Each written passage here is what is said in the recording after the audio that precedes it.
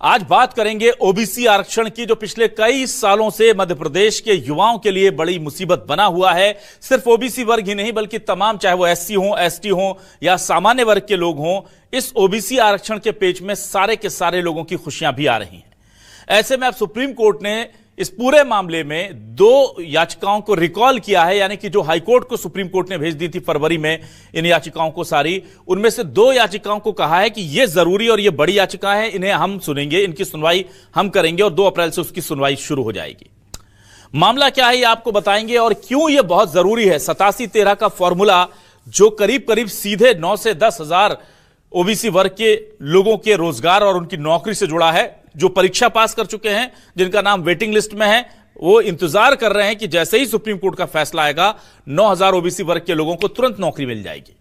और अब जब ये 87-13 के फॉर्मूले पर सुप्रीम कोर्ट सुनवाई करने जा रहा है, तो क्या हम ये मान के चलें कि आरक्षण का ये जो पेच था, जो इतने सालों से उलझा हुआ था, ये जल्द सुलझने वाला है।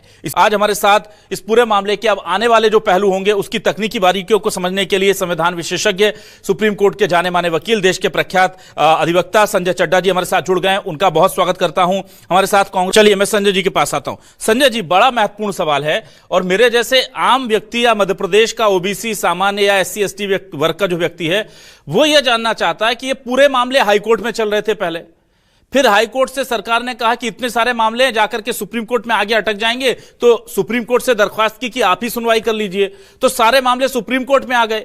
फिर सुप्रीम कोर्ट ने कुछ दिनों तक सुनवाई की, फिर सुप्रीम कोर्ट ने कहा कि सारे मामले आप हाईकोर्ट में भेज दो, फिर वो हाईकोर्ट में चले गए। अब फिर सुप्रीम कोर्ट ने कहा कि इसमें से 2 मामले हमें भेज दो। तो मोटे तौर पर हमें समझ नहीं आ रहा कि यह मामला क्या इतना पेचीदा है या इसमें कितना वक्त लगेगा। आम लोग बिल्कुल नहीं समझ पा रहे हैं कानूनी पेचीदगियों को। जरा विस्तार से, संक्षेप में और अच्छी भाषा में समझाइए, सरल भाषा में, जैसे आप हमेशा समझाते हैं मेरे दर्शकों को, कि ये इतना कॉम्प्लिकेटेड प्रोसीजर क्यों है और ये 2 याचिकाएं बुला लेने से क्या मैटर का कोई त्वरित फायदा या रिलीफ लोगों को मिल सकता है। देखिए, सबसे पहले हमें यह समझना है और जानना चाहिए कि क्या कानून क्या है जी। कानून वो है जो सुप्रीम कोर्ट कहती है, अर्थात इसमें 113 मैटर आपने ओवरऑल बताए, उनमें से 2 मैटर अभी भी सुप्रीम कोर्ट के समक्ष हैं।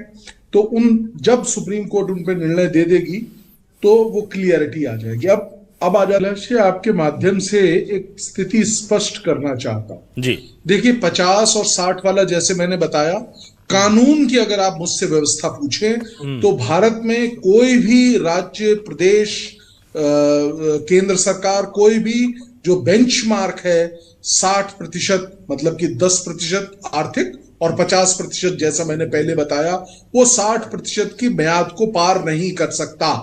मैं वरुण जी की बात से सहमत करता हूं कि कई प्रदेशों ने ऐसे कानून बनाए हैं, जैसे कि तमिलनाडु, कर्नाटका, महाराष्ट्र का आपको याद होगा, महाराष्ट्र ने मुस्लिम आरक्षण करने का प्रयास किया था तो उसको बाहर निकाल दिया गया था। तो बहुत स्पष्ट शब्दों में मैं बताना चाहता हूं कि 50 और 60 की जो म्याद है, जैसा आपने बताया, उस म्याद को क्लीन करने के लिए या उससे ऊपर जाने के लिए कानून बनाना पड़ेगा। उस कानून को राष्ट्रपति द्वारा स्वीकृति दी जाएगी, वाया गवर्नर उनके पास जाएगा और उसको संविधान की सूची में रखना होगा, तभी वो नॉन चैलेंजेबल होगा।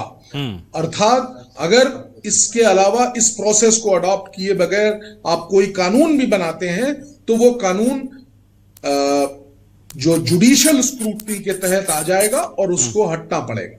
चलिए, ठीक है। चीज दूसरा, आपको यहां पे ये जानना बहुत जरूरी है कि जो 50% का एक फॉर्मूला सुप्रीम कोर्ट ने इंदिरा साहनी केस में दिया था, वो फॉर्मूला तो है ही, प्लस अभी जो कुछ दिन पहले आर्थिक जो बिंदु पे लेके 10% का एडिशन हुआ था, तो वो 60% की म्याद तो अभी है ही है। अगर आपको उस म्याद को क्रॉस करना है तो आपको एक लॉ पास करना पड़ेगा, उसको संविधान की सूची में डालना पड़ेगा और तदुपरांत ही ऐसा बड़ा आरक्षण दिया जा सकता है। ये बात स्पष्ट है और कई कार्यक्रमों में मैं आपसे पहले भी इस विषय में बात कर चुका हूं जी।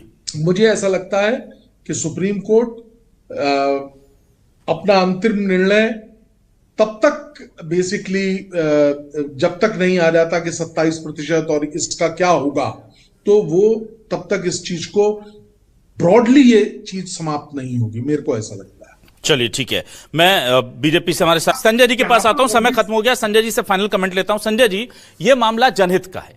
ये मामला इसलिए जनहित का है कि इसमें ओबीसी के 13% रोके जा रहे हैं, जनरल के 13% रोके जा रहे हैं कि पता नहीं भाई फैसला इनकी तरफ आएगा कि इनकी तरफ आएगा। इधर आ गया तो इनको देना पड़ेगा, इधर आ गया तो इनको। इसके लिए बीच का रास्ता जैसे छत्तीसगढ़ सरकार ने निकाला, कोई निकाला जा सकता था कि भाई 13 में से हम 7 या 8% हम दे देते हैं ओबीसी का, 6% दे देते हैं जनरल का, और इसको हम कंटिन्यू करते चलते, क्योंकि लोग ओवरेज हो रहे हैं, लोगों के साथ समस्याएं हो रही हैं, उनकी शादी नहीं हो पा रही, रोजगार, हमारे यहां सरकारी नौकरी बहुत बड़ा विषय है, वो एक व्यक्ति नहीं पूरे परिवार की इंपॉर्टेंस उसमें बहुत ज्यादा है।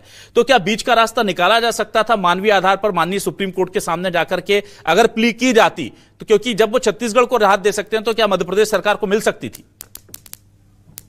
देखिए, छत्तीसगढ़ ने थोड़ा कदम आगे बढ़ाया था जी। वो एक अध्यादेश लाके उन्होंने उस पर काम करने का प्रयास किया था। लेकिन मैं आपके मूल प्रश्न को 2 लाइन में जवाब देता हूं। स्पेसिफिक पोस्ट के लिए रोका गया है ये कि भाई अगर इसको अभी रोक दीजिए, इसको मत करिए। आप उसी को बहाना बना के बाकी सब जगह पे लगा रहे हैं। पहली चीज, अगर उसको ही कोई चैलेंज करे तो वो चैलेंज योग्य है, नंबर 1। और सरकार अगर उनसे पूछ के कर ले कि भाई क्या करें, 100 पोस्टें हैं, इनको भरने का तो अभी दीजिए आप रास्ता। और जब तक ये रास्ता मांगेंगे, क्लियर है, ये सेटल्ड लॉ है, सिर्फ और सिर्फ 50% प्लस 10% आर्थिक आरक्षण, 60% की म्याद नहीं लांग सकते, ये कानून है। अगर लांगना है तो उसका प्रोसेस है, और वो प्रोसेस कोई 25 साल नहीं चलने वाला है। आप अगर एक कमेटी बनाइए, वो कमेटी इसका अवलोकन करेगी, अपनी रिपोर्ट देगी, गवर्नर उसी के आधार पे इनसे कहेगा ये एक अध्यादेश पारित करेंगे, गवर्नर उसको राष्ट्रपति को भेजेगा, मंजूरी मिल जाएगी और संसद से पास होके वो सब जगह। तो कांग्रेस, ये भाजपा की सरकार है, ये तो बहुत आसान है इनके लिए। ये तो अगर चाहे तो मैं आपसे कह रहा हूं, अगर इनके पॉलिटिकल विल हो तो 2 महीने में करके ये खत्म हो जाएगा प्रोसेस। अच्छा संजय जी, कई जगह 70% से ऊपर है, आपने कहा साउथ के कुछ स्टेट हैं। जी हाँ, तो जी क्या हाँ, क्या वहां पर क्या वहां पर 5-6 साल लगे थे? क्योंकि अभी तो बीजेपी सरकार कमलनाथ के बाद से करीब 6 साल हो गए, 7वां साल ये चल रहा है। सर, नहीं लगे थे, वहां पे भी यथाशीघ्र हुआ था। मैं स्पेसिफिक नहीं बता सकता। सागर जी, बहुत संक्षेप